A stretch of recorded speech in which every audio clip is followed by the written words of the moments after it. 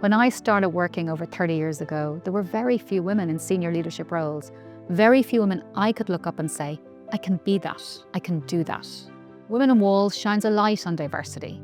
It sparks conversations that in turn challenge the norm, all done for the power of art.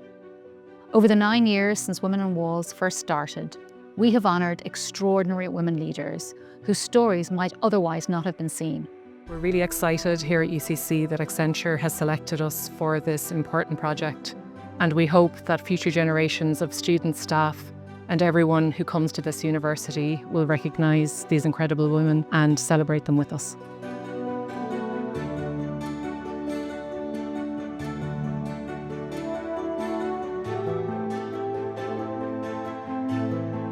Today was the first day where I met the other participants, and I was amazed at the range of people, the achievements, and I'm very excited to see how this process evolves and very excited to be part of it.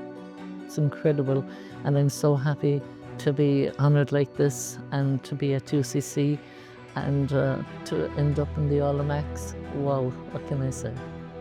I suppose if you can't see it, you can't be it. And I was in the Aula Max doing these exams about 10 years ago. So it's going to be really cool that my cousins, nieces, nephews, whoever it may be, are going to be coming into college and looking up and potentially seeing me. And hopefully it'll inspire them to do incredible things in the future. It's a huge privilege, a huge honour. I know when I got the letter I thought, oh my God, is this really happening? I was blown away. And one thing I got a great kick out of was I've spent many times in the Aula Maxima, maybe at events like vagina monologues or workshops or conferences, and every time I look up at the pictures of all these men, every time I said, time for a few women up here. I moved into this country in 2001 and into UCC in 2003. Being a part of this project is huge for me because I have been there, done that, and it's really great for other people that look like me to see themselves represented in the portrait on the wall. It's a wonderful privilege and honour to be part of this process, and I look forward to seeing what will happen as we go through it until it comes to the end of next year, when we will celebrate not only this occasion, but we will celebrate the 250th anniversary of Nano's founding of the congregation.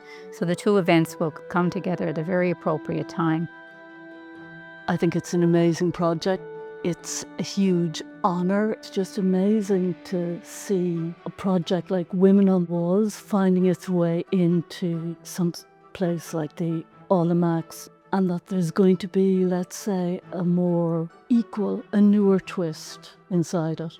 I have to say I was very overwhelmed when I heard that I was going to be part of this. I'm still shell-shocked. I'm hugely emotional about the whole thing, to see so many women up on a wall. The impact of Women on Walls on University College Cork, I believe, will be absolutely considerable, adding to the significant body of work that has already been underway over the last number of years. But this is a moment in time where we celebrate diversity, inclusion and belonging.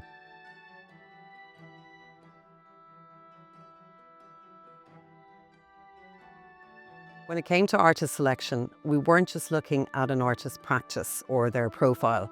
We were looking for artists whose concepts really capture the essence of these women that the public had nominated.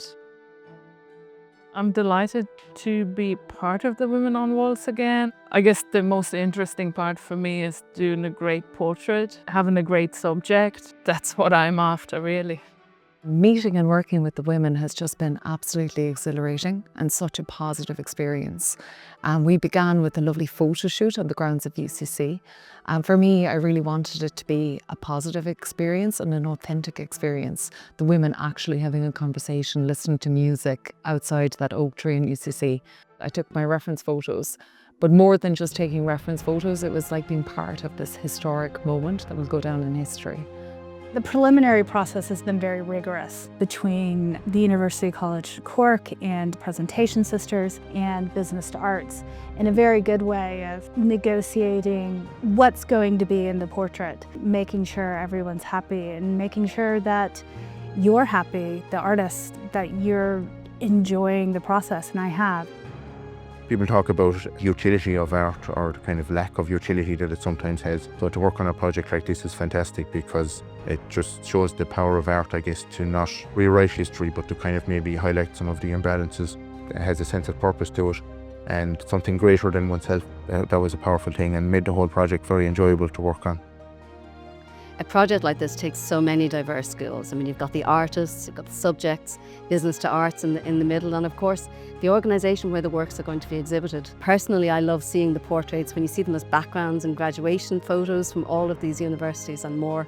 We've also heard from a lot of other organisations about how the project inspired them, maybe to commission their own photographs, portraits, sculptures and so on. And I guess my hope is that that continues and that many more organisations look to address the historical absence of women in institutional portraiture, really as a way of celebrating the contributions, whether it's to STEM, healthcare, education or the arts.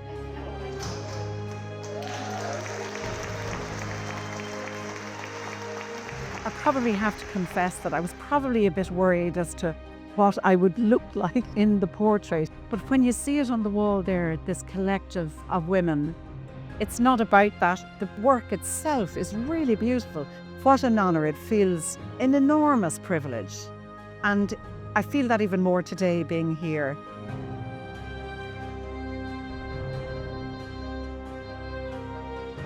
I've always gone into places and I've taken no notice that it's all men because I felt that's the way it was. And to see women on a wall inside there today is what I find hugely emotional.